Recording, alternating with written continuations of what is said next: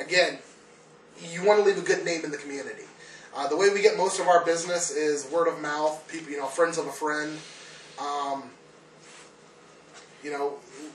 Very rarely do we get somebody just, it happens upon our website and wants us to come out and do a hunt. It's normally they know somebody in the group or they've heard about us from somebody else. That's how we get them. Something else, I just forgot what I was going to say. If you're starting your own group, again, get your own web page, get something set up on the internet. You do get a lot of people that way. Getting your hunts and stuff, I've noticed that one thing we always say is, you can look at it two ways. You can have a small core group of people, 5 or 6 people that you like to go out and hunt with, which is completely fine. I know a lot of groups that are like that. That only keeps 4 or 5 members. The problem that I see with that, though, is you run out of places to hunt very quickly. A lot of times, the way we get our hunts and stuff and our investigations, like I just said, it's going to be people, that come to the group, they join the group, and they'll be like, my house is haunted, come out and hunt it. Or, my cousin's house is haunted. I can talk to him. I got some friends, Or they'll know a cemetery that we don't know about, and they'll take us out there. So by allowing other people to come into the group, then you can tap onto their knowledge base and see what, they have to offer. Sometimes you'll get people in the group that, specialize in one area.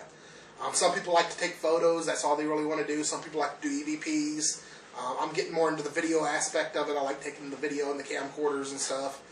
So it's good to have a diverse bunch of people in the group that can, everybody does something different.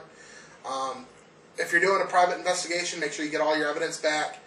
The main thing I see from most groups that, one of my pet peeves is that they never get back to the homeowner. If you're doing a private investigation, make sure every person on your team goes through their evidence, gets back to you with anything that they find, and then get back to the homeowner and let them know what's going on. Get out. The dander. I think it's close to my face, will bother me. Does it to me too. I think it might already be. So yeah, that's the main thing with them. What other type of groups have you been into? Any bad experiences or anything to watch out for? No, the group I belonged to before this was it was basically a small local group, but the president of the group and the treasurer were also boyfriend girlfriend. They broke up and kind of caused a rift down the middle of the group, and he moved, and it just kind of caved in from there and just disintegrated. And that's what you're going to find a lot of with the smaller groups is most of them just don't. They might last a year or two, and internal politics or something like that just makes them cease to exist. People start picking sides, and when you get a group that's only 10, 12 people, and you start getting them pick sides, it doesn't take long for the group to fall apart. I mean, that was one of my big things whenever I first started ghost hunting. The group that I was a part of before, they were a decent sized group. We were averaging 15 to 20 people per meeting. The problem was that for me, I enjoyed ghost hunting. I wanted, I was brand new to the world. This is what I wanted to do.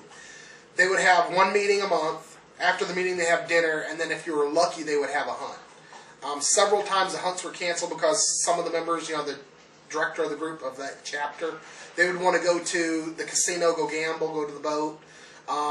There were several times that we had we'd just sit around at the bar where we'd have dinner at and just drink and not go out hunting. I wanted to ghost hunt. I know one of the things that really pissed me off is that we had a couple of Notre Dame college students that were filming a documentary about Primrose.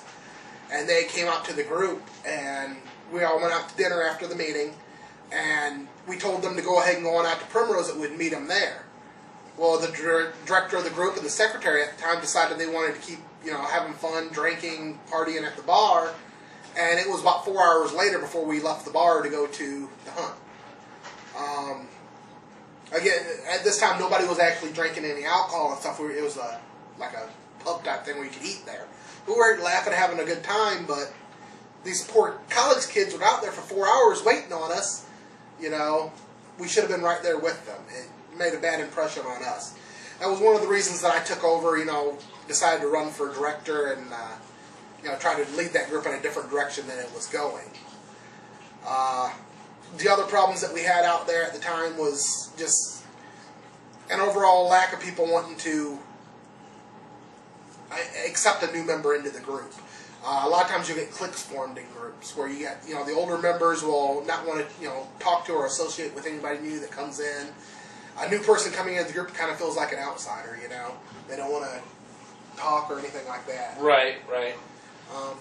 And a lot of times you get new people and they're just not familiar with what you do or what's going on or the terms or anything like that. And the older members may come across as kind of hostile or belittling, and then they're afraid to ask the questions and learn anything.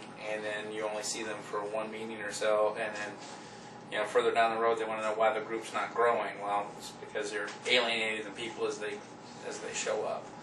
One of the things we do is once a month we do the meeting, we do the meal, and we almost always do a hunt. And if we don't, we do something together rather than hang out and drink. We'll do a movie night where we'll just all go to a movie, or we set up a couple things like this where we've come over to my house to shoot these videos and stuff like that. We always try to do something with the group. A lot of times we'll do family nights. A lot of our members have kids, so we'll do like a full-time ghost hunt so the kids can get involved, so they can see what it's like. So yeah, I mean it's important to include the family into it, include new people. Always be friendly to them. One of the problems that I've also seen in other groups is the leaders of the group is trying to make money with the group. That's another thing. Ghost hunting, you can't make money ghost hunting. Unless you're Taps or some big name thing, writing books, Troy Taylor or something like that, you're not going to make. Show. Yeah, you're not going to make money doing ghost hunting. It's going to cost you money. We make enough to keep the group going. I mean, we get fundraisers and stuff like that, and we get decent amounts. We buy equipment and stuff. But this isn't something I'm going to make my career. There's several people out there that do consider this a career. They're out to make money. They skim off the top, skim off the books. They'll buy equipment for their own personal use that they claim is for the groups. I know one of the groups I was a part of ended up buying laptops for everybody, and the president got his own personal laptop, which, hey, more power to them. Don't use a group for dating purposes. I mean, this isn't a place to, meet your future wife. I mean, it could happen, yeah, but you're not trying to, hook up with every woman that walks through the door. They're here to ghost hunt. They're not here to date. So just keep that in mind. You'll quickly get a reputation, and Yes. it won't take long for you to get alienated in the group. Because you slept with several everybody. times, yes. And that's the quickest way to destroy a group. I mean, you're sleeping around, you're pissing people off left and right. You don't want that reputation going on. Come on, Chubby. Come here, Marshmallow. Casper. There you go. So you get to go the other way. So yeah, I mean, those are just some basic rules and stuff for a ghost hunting group. What to look out for, what to just keep your eyes open. Use basic common sense. No. If you're starting your own group, make sure you do your research beforehand. Bandit. If possible, get 2 or 3 members that's going to help you out. You start getting your core group set up. Don't try to do it alone. I mean, doing it alone sucks. That's what I did with the first group. I mean, I completely rebuilt, the group I was a part of from the ground up. And we went from having a meeting and possibly a hunt every month to having a meeting and 2 or 3 hunts every other weekend. I took the group from having 10 to 15 members on average to over 30 members per meeting. Got us into a lot more places. But Kurt, see a difference? I don't. Kurt's right at home with his nose in something's ass. Probably Oh, should well. spoke up. Louder next time. Yeah.